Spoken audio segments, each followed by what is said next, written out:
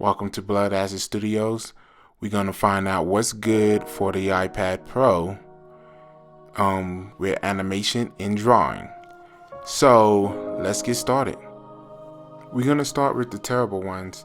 So let's start with the first drawing one, and that is Sketchbook. It's good for the iPad and the iPad mini, but it is not so good with the iPad Pro, especially with the Apple Pencil, and I'm gonna explain why. So, Sketchbook got good layers, and it has this cool feature where you could just clear everything. What else is pretty cool? It got good brushes, but it's lacking stuff. Pressure sensitivity. I'm pressing real hard on the Apple Pencil, and it's not really picking up. I don't know because it needs to be updated or if they working on it. Who knows? Tilt doesn't work so good.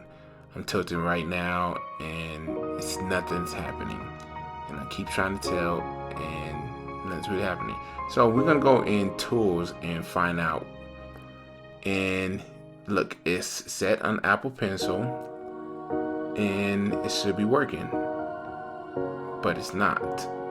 And pressure is not working so good, and I don't know what the reason is, and that's why it's not compatible yet to the iPad Pro. Procreate pretty cool. So if I go to pencil now, if I draw and I press hard, you see it's dark. And I press light, it's real light. More press hard, more light up. It feels like a pencil. And it has tilt. You see that? Look. I'm tilting. That is amazing. It does some other stuff, but it's tutorials. You want to know more about it out there already. Or you could download the PDF file and have it there so you can know how to use it. You can send it to your iBooks and put it to the side and use it if you want. I can show you real quick like how I would do it if I'm learning how to use Procreate. See, it's right there at the corner. Boop.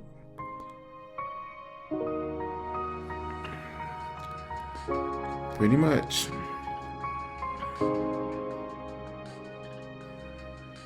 So, it explains what stuff you could do with layers.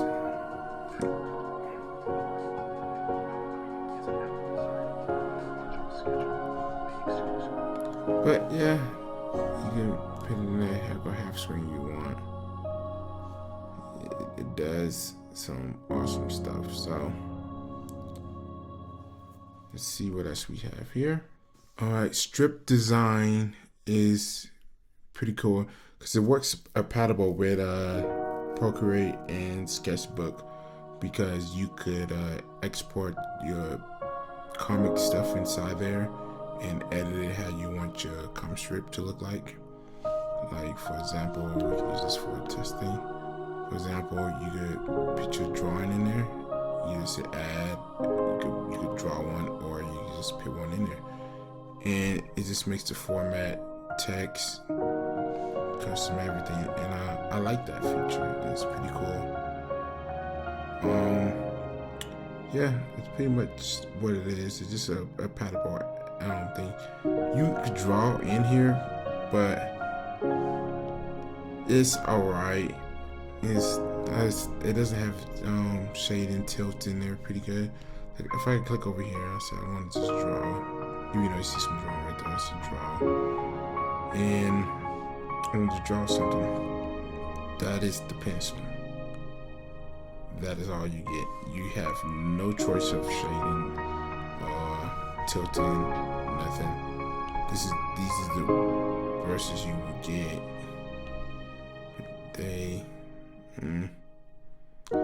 it just don't feel right to me. Some kind of reason, it just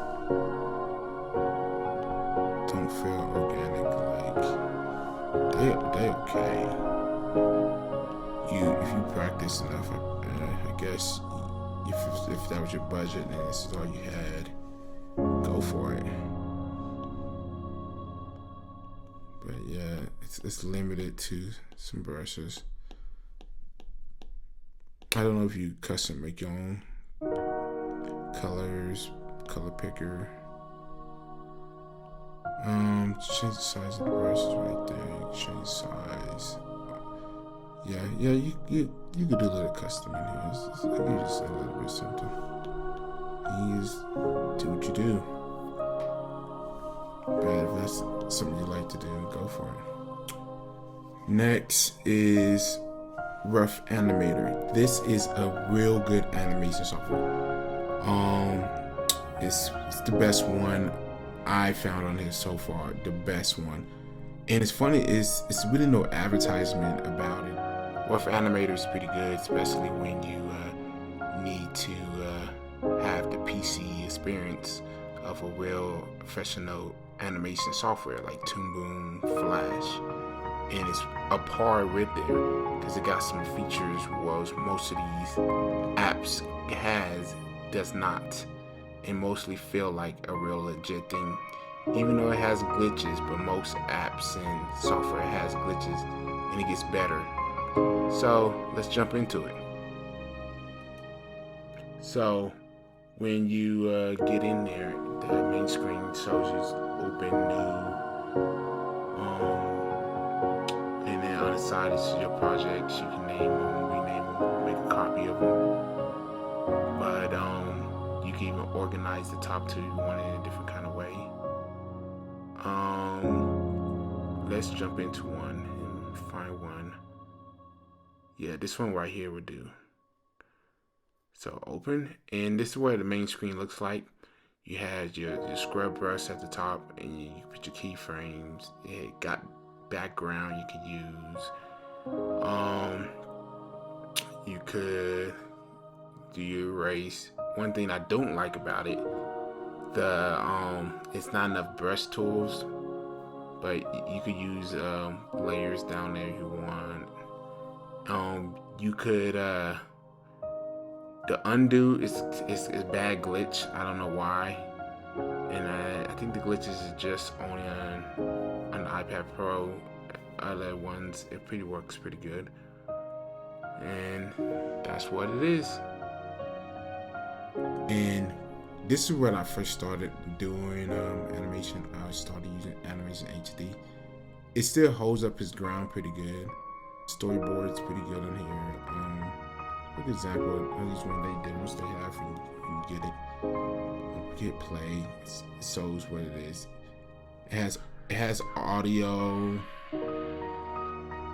and sound and stuff. So they got good panels if you're making a good storyboard. This is pretty cool for storyboards too. I recommend doing this for storyboards because you can see your panels right here, and then if you don't like this panel right there, you can move it, and then you can change your story. Like, all right, I don't want this guy to do that yet. I want him to slide on there and then start rolling.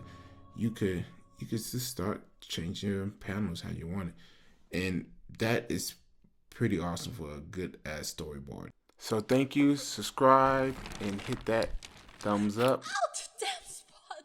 Leave a comment. I love the smell of ashes in the morning.